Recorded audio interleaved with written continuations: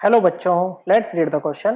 कह रहा है liquid benzene freezes at 7 degree Celsius and boils at 77 degree Celsius. Now if KF and KB values for benzene are 5.0 kelvin KG per mole and 2.50 kelvin KG per mole respectively, calculate the ratio of molar latent heat of fusion to the molar latent heat of vaporisation. Okay बच्चों, तो देखो liquid benzene की बात हो रही है और उसके लिए फ्रीजिंग पॉइंट दे रखा है। फ्रीजिंग पॉइंट वो टेम्परेचर होता है जिस टेम्परेचर पे सॉलिड फेज का वेपर प्रेशर इक्वल हो जाता है लिक्विड फेज के वेपर प्रेशर के। और ये किसको कितना है 7 डिग्री सेल्सियस है। इसको केल्विन में चेंज करने के लिए डिग्री सेल्सियस वाले में 273 ऐड कर दो बच्चों, कितना आ जाएगा 280 केल्विन ही आ जाएगा बच्चों। बॉइलिंग पॉइंट दे रखा है। बॉइलिंग पॉइंट वो टेम्परेचर होता है जिस टेम्परेचर पे आपके लिक्विड का वेपर प्रेशर इक्वल होता है एक्सटर्नल प्रेशर या कहो एटमॉस्फेरिक प्रेशर के। और ये है आपका 77 डिग्री सेल्सियस। तो ये हो जाएगा 77 प्लस 273 इक्वल टू व्हाट बच्चों 350 केल्विन। उसके बाद आपको के एफ वैल्यू दे रखी है बच्चों बेंजीन की। ओके बच्चों, के एफ क्या होता है बच्चों, ये होता है आपका फ्रीजिंग पॉइंट डिप्रेशन कांस्टेंट या फिर इसको हम कहते हैं क्रायोस्कोपिक कांस्टेंट। ओके बच्चों, या फिर इसको मोलर डिप्रेशन कांस्टेंट भी कहते हैं बच्चों। ओके, ये कितना है बच्चों, ये है आपका 5.0 kelvin KG per mole.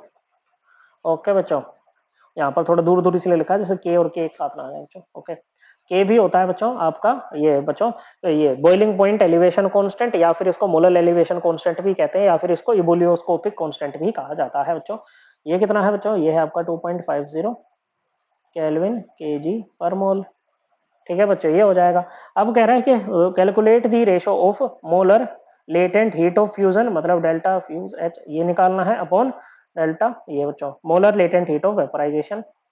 Molar latent heat of fusion क्या होगी बच्चों, ये होती है बच्चों heat required to convert 1 mole of a liquid substance to solid form. Okay बच्चों, और लेटेंट हीट ऑफ वेपराइजेशन होती है बच्चों, ये होती है the heat required to convert 1 mole of a liquid into vapour phase. Okay बच्चों, अब देखो बच्चों कैसे निकालेंगे इसको। देखो के एफ की अगर बात करें ना, तो के एफ इक्वल होता है किसके बच्चों, के एफ होता है इक्वल आर, आर होता है universal gas constant multiplied by molar मास। जिस भी आपकी बात हो रही है, जैसे बेंजीन की बात हो रही है तो बेंजीन का मोलर मास हो जाएगा बच्चों, मल्टीप्लाइड बाय टी एफ का स्क्वायर। ओके बच्चों, फ्रीजिंग पॉइंट का square by 1000 multiplied by what बच्चों, multiplied by molar latent heat of fusion.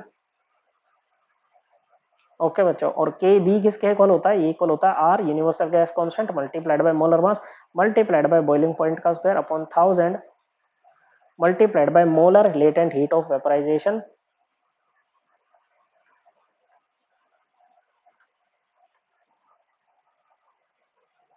Okay बच्चों, ये इसके इक्वल होता है बच्चों। तो देखो अगर हम यहाँ से क्या कर दें बच्चों, एक काम कर दें, हम यहाँ पर कर दें के बी ओवर के एफ, तो ये किसके इक्वल हो जाएगा, ये हो जाएगा R into M into T F का square upon 1000 into delta fuse H multiplied by, देखो जैसे इसके नीचे जाएगा तो इसमें मल्टीप्लाई में लिखेंगे तो वो रिवर्स होके आ जाएगा ना बच्चों, मतलब 1000 इंटू डेल्टा वेब एच ये ऊपर की तरफ। ओके बच्चों, R into M into T B square ये नीचे बच्चों।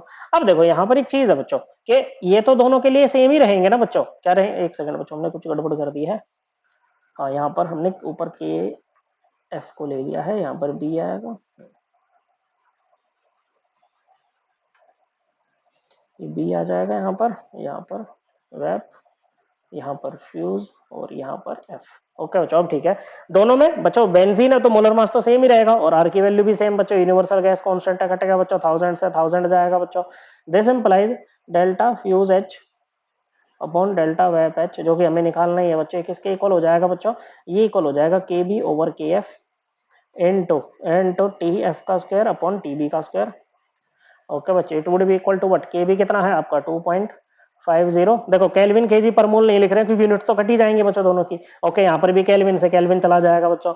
ओके, तो मतलब केल्विन स्क्वायर से केल्विन स्क्वायर, और के एफ कितना है बच्चों आपका 5.0 है मल्टीप्लाइड बाय टी एफ कितना है बच्चों, ये है आपका 280, तो टी एफ का स्क्वायर हो जाएगा 280 इंटू 280 अपॉन टी बी कितना है बच्चों 350, तो इसका स्क्वायर हो जाएगा 350 क्रॉस 350, तो जीरो से जीरो गई बच्चों। ओके, ये 1 पे जाएगा, ये 2 पे, ये 1 पे, ये 14 पे, तो ये कितना आ जाएगा बच्चों, ये आ जाएगा आपका 392 अपॉन 1225, और इसको कैलकुलेट करेंगे तो ये कितना आ जाएगा, ये आ जाएगा आपका 0.32। ओके बच्चों, कितना आ गया बच्चों हमारा आंसर, ये आ गया है 0.32, correct answer option D. I hope आपको ये एकदम क्लियर हो गया होगा। थैंक यू बच्चों।